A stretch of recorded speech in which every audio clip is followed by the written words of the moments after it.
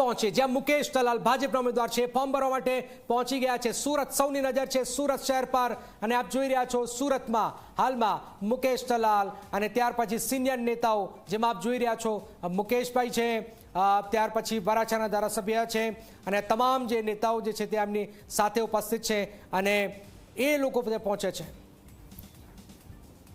મુકેશ દલાલ સુરતના ભારતીય જનતા પાર્ટીના ઉમેદવાર છે અને આજે ફોર્મ ભરવા પહોંચી ગયા છે.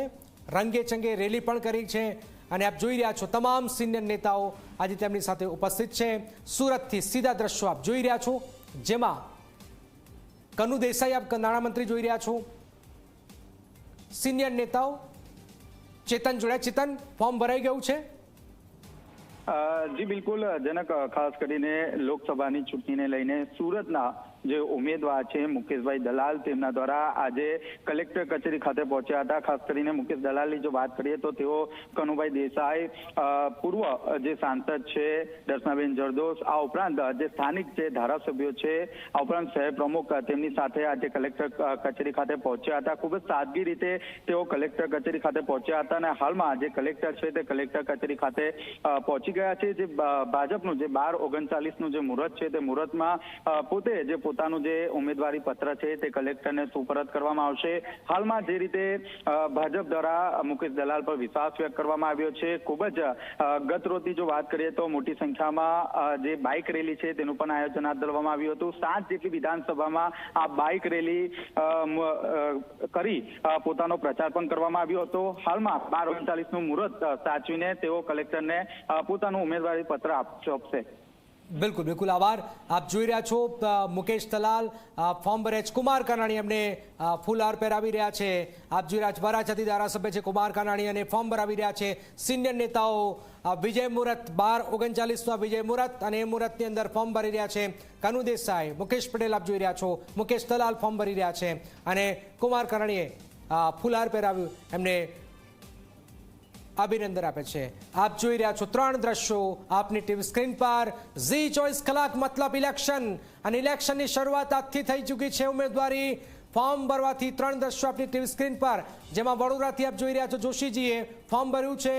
વડોદરા ખૂબ જ ચર્ચા રહી. રંજનબેનની નારાજગીની, ત્યાર પછી નવો ચહેરો આવ્યો તો એમને પણ ફોર્મ ભર્યું જોશીજી. ત્યાર પછી સુરતમાં સતત દર્શનાબેન જીતતા આવતા હતા, 3 ટર્મથી જીતતા, પણ આ વખતે ભારતીય જનતા પાર્ટીએ નવો ચહેરો મૂકે છે મુકેશ દલાલ. તો સુરતમાં મુકેશ દલાલે ફોર્મ ભર્યું છે.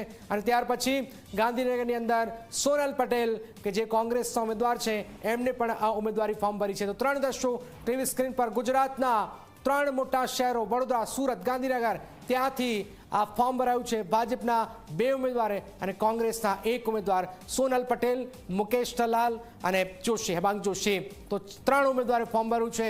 તો ખૂબ જ મહત્વપૂર્ણ મોટી ખબર. 12/39નું વિજય મુહૂર્ત અને 12/39ના વિજય મુહૂર્તમાં ફોર્મ ભરતા આ ભાજપ અને કોંગ્રેસના ઉમેદવારો આપ જોઈ રહ્યા છો. વડોદરા સૌથી વધારે ચર્ચા રહી છે. વડોદરાની અંદર વડોદરામાં પહેલા ટિકિટ અપાઈ રંજનબેનને, ત્યાર પછી વિરોધ થયો, નારાજગી થઈ અને આખરે એમને પાછી ખેંચી લીધી પોતાની ઉમેદવારી અને નવો ચહેરો આવ્યો જોશીજીના રૂપમાં. 4 દ્રશ્યો આપની સ્ક્રીન પર. રાજકોટ કેમ ભૂલવું પડે, તો રાજકોટ પહોંચે. રૂપાલાજીએ પણ ફોર્મ ભરી દીધું છે, ઉમેદવારી ફોર્મ ભરાઈ ચૂક્યું છે, પણ રૂપાલાજીએ શક્તિ પ્રદર્શન જબરજસ્ત કર્યું છે.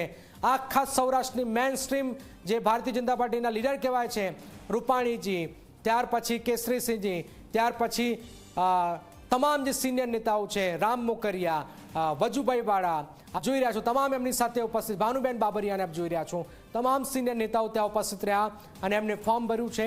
ત્યાર પછી વડોદરામાં જોશીજીએ ફોર્મ ભર્યું છે, સુરતમાં મુકેશ દલાલે ફોર્મ ભર્યું છે અને કોંગ્રેસના ગાંધીનગરથી સોનલ પટેલ જે અમિત શાહ સામે લડી રહ્યા છે એમને ફોર્મ ભર્યું છે. જો 4 શહેરો, 4 મોટા શહેરો, 4 મહાનગરપાલિકાના શહેરો, 4 બેઠકો પર સૌની નજર છે. એમાં રાજકોટમાં રૂપાલાજીએ ફોર્મ ભર્યું છે, વડોદરામાં પણ જોશીજીએ ફોર્મ ભર્યું છે, સુરતમાં મુકેશ દલાલે ફોર્મ ભર્યું છે અને ગાંધીનગરમાં કોંગ્રેસના ઉમેદવાર સોનલ પટેલે ફોર્મ ભર્યું છે.